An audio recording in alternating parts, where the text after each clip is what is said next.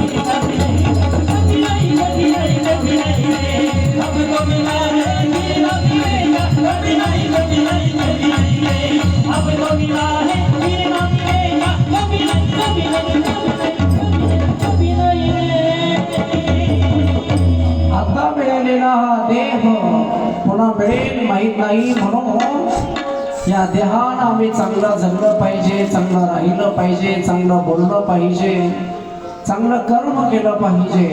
आणि या चांगल्या असणाऱ्या कर्माच्या मध्ये तीर्थयात्रा हे एक पवित्र अशा स्वरूपाचं कर्म, आमच्या उद्धाराचं साधन शास्त्रानं आम्हाला सांगितलं. आमच्या कल्याणासाठी अनेक साधना आहेत. कलियुगामध्ये वावरत असताना आम्हाला योग, जप, तप, अनुष्ठान या गोष्टी होणार नाही. आम्हाला साधन सांगितले ते म्हणजे नाम, सरळ देवाचं नाव घ्यायचं, आम्हाला भगवंताचं पूजन करायचं आहे, तीर्थयात्रा करायची आहे. आणि ही तीर्थयात्रा आम्ही करावी का करावी हा प्रश्न बऱ्याचशा माणसांच्या मनामध्ये असतो. कारण कोणतंही कार्य कर्म करताना आम्हाला काहीतरी शास्त्राचा, संतांचा पुरावा लागतो. तस्मात् शास्त्र प्रमाणन्ते.